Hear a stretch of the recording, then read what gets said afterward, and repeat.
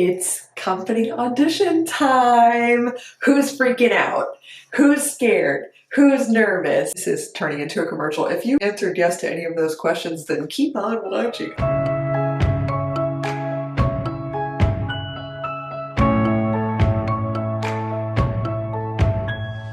I want this video to really provide some valuable tips to you that I honestly really wish I knew before going into company audition season, because honestly, people make it seem so freaking scary and like it's going to be the end of your life and you have to be perfect. It's going to be the most intimidating thing ever. No. Okay, so I want to be here for you to just help settle those nerves a little bit and also provide some helpful beliefs, tips, frameworks for thinking, general mindsets in order to just help you go in with calmness and confidence and trust so that you can actually be in the mental state and physical state to be able to perform your best and then give yourself your best shot at accomplishing the goals that you have for your audition season. So with that, let's get into these tips that will help you during your company auditions. Number one,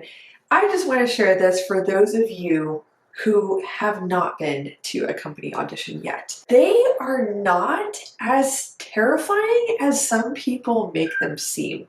Okay, and hey, this tip is for you even if you have been to company auditions. Let's say even for those of you who have been to company auditions and it was a scary experience for you, that is totally valid. I'm clearly speaking from my own personal experience. It was talked up so much when I was training at the Houston Ballet Academy. It was really talked about as if it would be this cataclysmic event that if I wasn't perfect, I would single-handedly destroy my destiny in one foul swoop. Like if I made one mistake, they would just go, oh, look at your resume. Like, wow. And so going into it, I was like, oh my gosh, I'm so scared. But here's the thing. First, before we just talk about kind of the reality of what it's like on the inside, what you think about it ahead of time is what you will go in expecting. What you expect is going to inform what you see, how you interpret every little thing that happens. It's basically going to manifest itself as true. Most of the time, like whatever you're thinking, you're going to project that onto the experience. So what I noticed is that prior to going into company audition season, I had already done it once before. I was getting ready to go, and a lot of my peers at the University of Utah were also seniors getting ready to audition. I overheard them saying things like, man, this spring is going to be miserable. I'm terrified of auditions. I'm dreading it. And I thought, wait a second.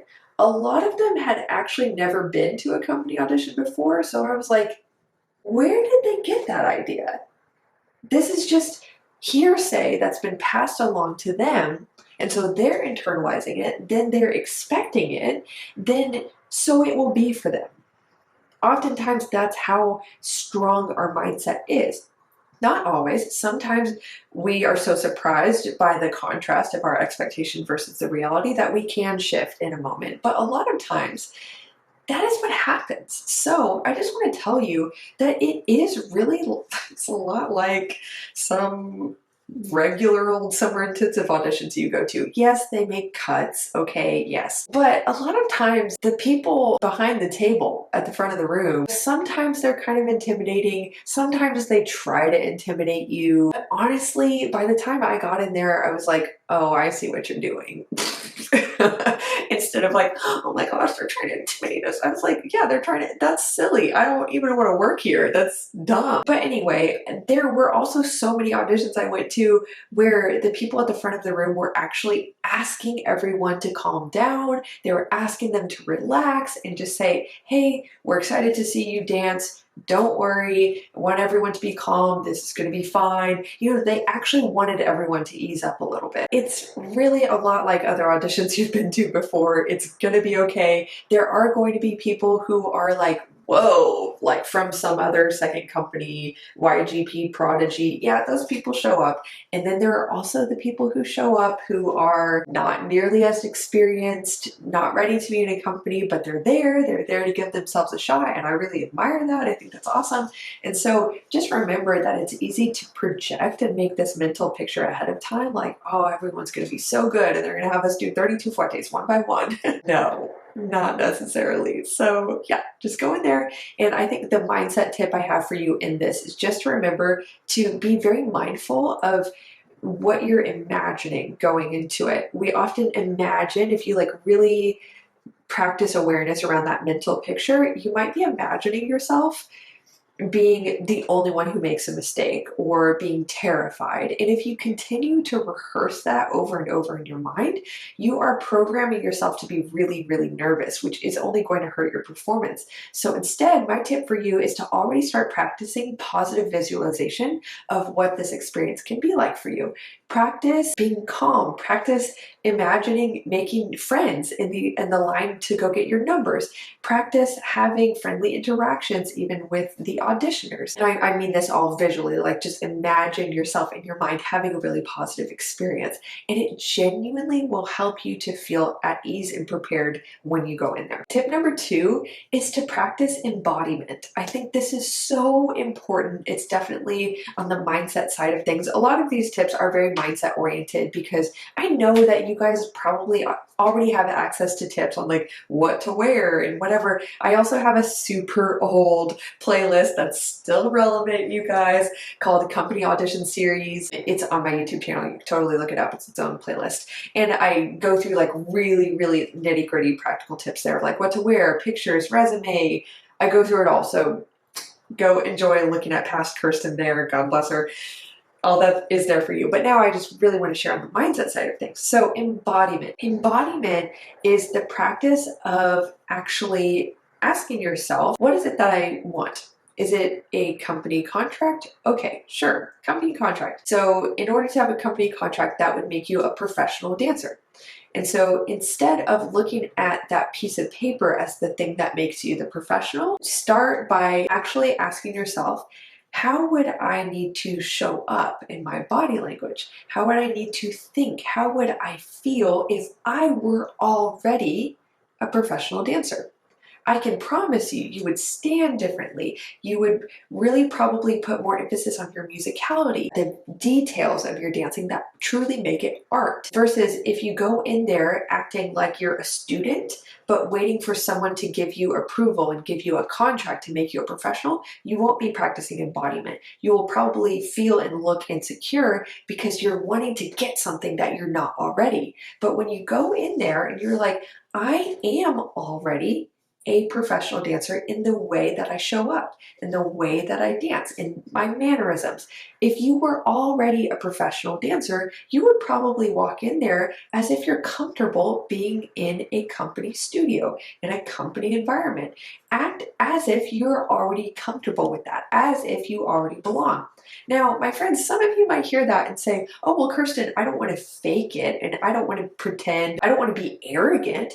It's definitely not that. You're not pretending in a way that's so fake. You are actually tapping into resources you already have. You already have the ability to go from doing your hair like you're 14 and you have a hairnet and all that stuff. You have the ability to do that to going to a French twist, which looks a little bit more professional. Or, you know, a different kind of bun that just looks more adult and elegant. You already have that capability. It doesn't mean you're faking anything. You already have the ability to stand and practice confidence in your body language. A lot of dancers see that as pretending, as faking. It's not faking. If I were to ask you to do an arabesque right now and you do it with your body, would you then be like, oh, I faked that arabesque? No, you would say, I did the arabesque. You're just practicing a new way of being that you already have the capability to unlock. So this isn't pretending, it's practicing, it's being. When you already start to shift your self-perception and shift the way that you show up to already embody the thing that you want to be, then it actually causes other people to see you and think, huh, oh, I bet she's already been in a company. And meanwhile, they're not looking at your resume, they don't know you haven't been. Also, they don't really look that hard at resumes at these auditions. Sometimes they might. I'm not saying never, but I haven't seen it. The proof is always in the pudding. Believe me, I wish they looked at my resume. There were girls who, you know, danced at small local studios that no one had ever heard of that honestly were better dancers than me. And I walked in very naive in my first audition season thinking, oh, they're going to see these big school names on my resume and think something of me. No, they needed to see that my dancing measured up. If only I knew. That was humbling. Anyway, I think embodiment also comes from this concept of the word already. Look at what you already are, you already have. And also ask, what do you want to gain from this company contract? Is it validation? Okay, well then instead of going into that audition, like, if I perform well enough and they accept me, then I will feel validated that I'm successful at this and all my hard work is worth it. Oh no, don't go into that audition hoping that someone else will fill that hole. You need to go into it already having worked on your own mindset and reframing with yourself. What have I already done that I'm proud of? How have I already been successful? That already mindset is so powerful and grounding, and it brings out so much more confidence than if you're going into it like, oh, I hope I'll be good enough for them to accept me and see the talent in me that I'm not seeing in myself. No, you need to go in there already having significantly dwelt on what you already have to offer and why that matters, all that stuff. So you're going in there like, I am providing a valuable service. I'm providing a taste of that in this audition to see if it's a mutual fit. You guys, this is the boss queen mindset that I used, and oh my gosh, it was life-changing. Let me give it to you. I should charge money for this. It flipping changed my life. Instead of seeing yourself as you're not a professional dancer, you don't have the contract and you want someone else to give it to you, you go in there and you see yourself as already being a professional dancer. You already see that and you're like, I am a professional dancer. This is a service that I provide. So already that's important language because you're depersonalizing it. So instead of, if you don't get the contract, it's like, oh, they didn't like me. No.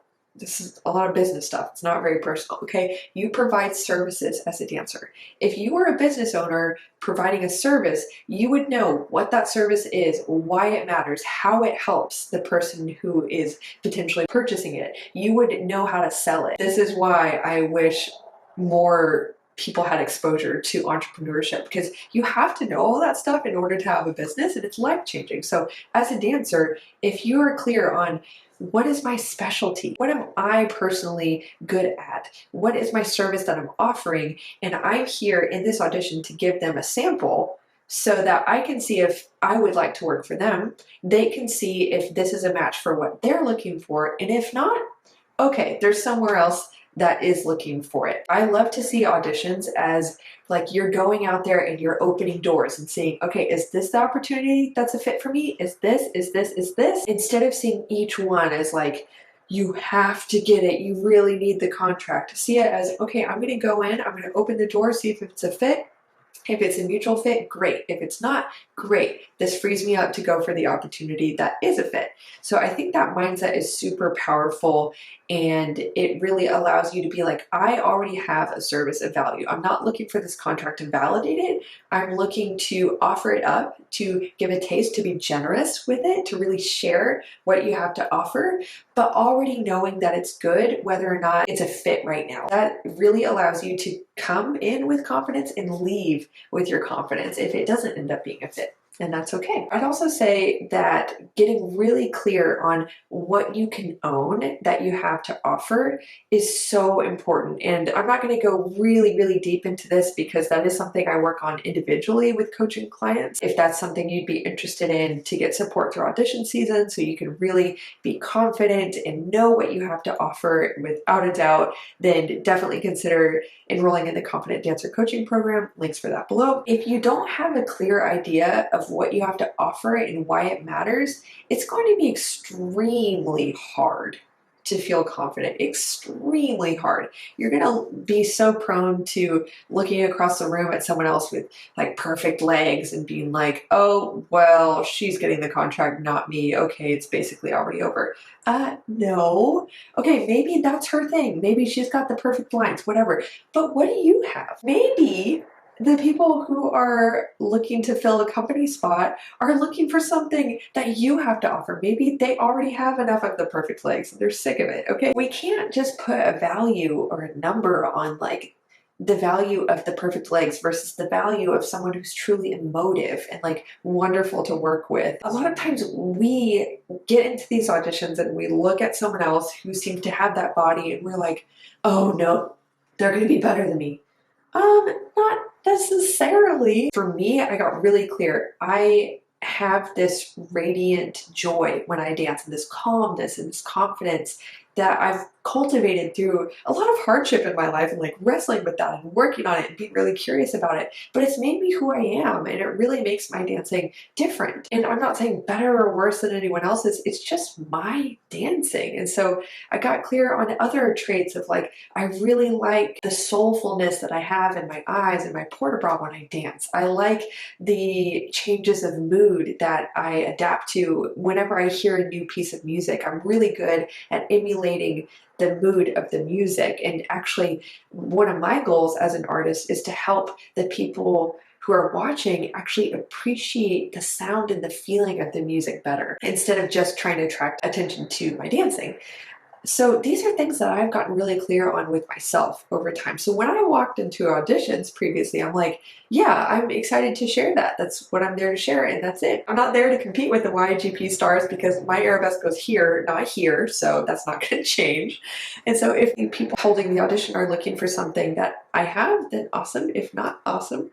So that's an example of owning what you have and then also owning what's not you, so you could just accept it. The next tip I want to share with you is the critical importance of faith and trust. I know that when you go out for these auditions, it can feel like your life is so uncertain. Like you don't know what's going to happen. You don't know if you're going to get a contract. You don't know where you're going to move. You don't know if all of your life's hard work is going to add up to the outcome you want. I totally get that. But actually, audition season for dancers who are trying to get into a company, it honestly was one of the most fruitful times for spiritual and mental growth in my entire life because the uncertainty and the fear that can come up, it's not just there to terrorize you, it's there asking you to grow. It's there asking you, just like I imagine this metaphor of a tree tossing in the wind. If the tree doesn't actually dig its roots deeper, of course that's going to be super bad news for the tree. But if the tree uses it as an opportunity to become more sturdy and dig deeper roots, then storms are no longer bad news. Storms are just a part of life. This is such an opportunistic time to actually grow as a person, grow in your worldview, grow in an awareness of your relationship with uncertainty and to change it if it's not working for you. Are you just treating uncertainty as this assumption that bad things happen when you don't know what's out there? Like the realm of the unknown is full of bad things. Or can you shift that to possibility? Like, I've never been in a space of such possibility right now.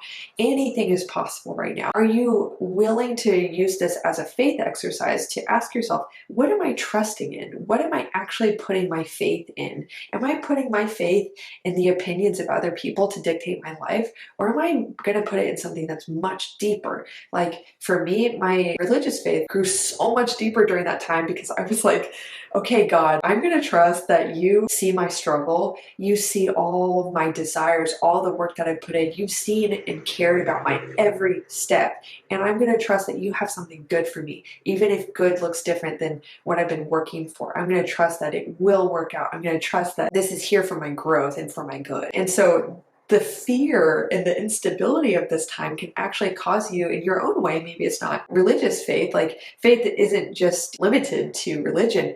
We all have faith, and being conscious of what you're trying to put it in is so important.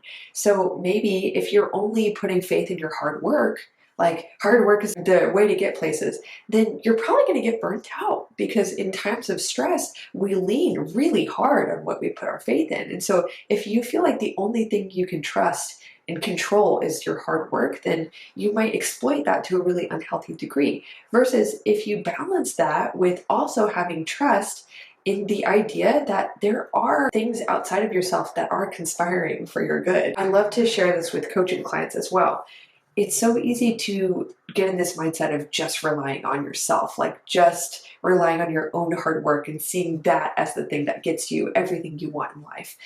But when we stop to acknowledge it for a second, our lives are full of evidence of things outside of our control actually giving us the gift of where we are today. So yes, there are things outside of our control that affect us negatively. Absolutely. That's a part of life and being a human. And also, we were given the gift of life without us working for it. We were given the gift of a body that can dance, of a situation that has allowed us to train enough to be at this point of being in company auditions. And I know it's easy to always see someone else who has more or whatever, and to be like, oh, well, I don't have that. Oh, life didn't treat me that well. But we all have our own experiences of people loving us and supporting us without us asking that of them in moments where we needed it, which allowed us to get to where we are today. So my whole point here is it's really important to balance putting your faith in things that you can do yourself, but also using this as an opportunity to lean into faith in things outside of yourself. You could say the process. Some people say that it's because things happen for a reason. Like whatever that version is for you, lean into that and use it as an exercise of actually having big faith. Big faith that good is coming. Big faith that your past doesn't dictate your future. Big faith in possibilities and in, redemption too, if this audition season doesn't go exactly how you want it this time. My last point here, I could just go on and on and on and on, but I'll stop it after this one. Take the artistic staff off their pedestal, and also take professional contracts off their pedestal. Ballet culture just like deifies artistic staff, and I think this is changing, and that's awesome. But it's so easy to get into these rooms for these auditions and be like, oh, so and so artistic director just walked in. Oh my gosh, and you just like lose your mind. They're a human too.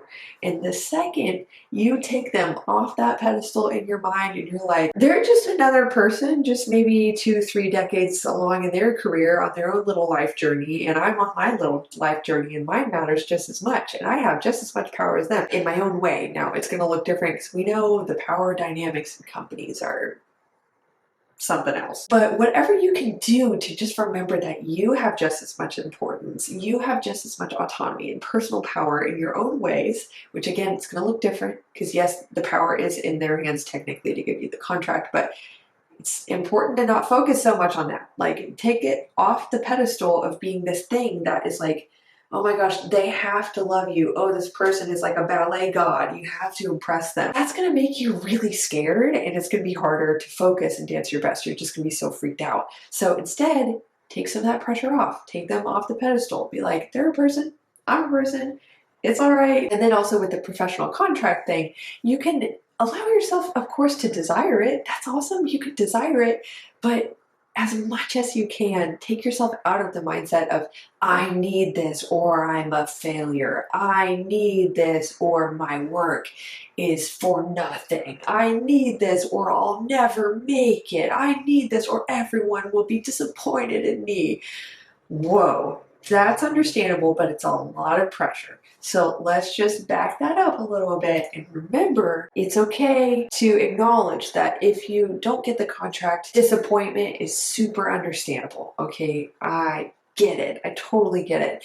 And do remember that you still have a very big, meaningful life up ahead of you, God willing, and that your life will go on and you are destined for good things and you have lots of stuff up ahead of you and opportunities that you can't even see right now. So just remember that it's so easy to like treat this as such a life-altering, defining moment in time that is entirely reliant on your performance.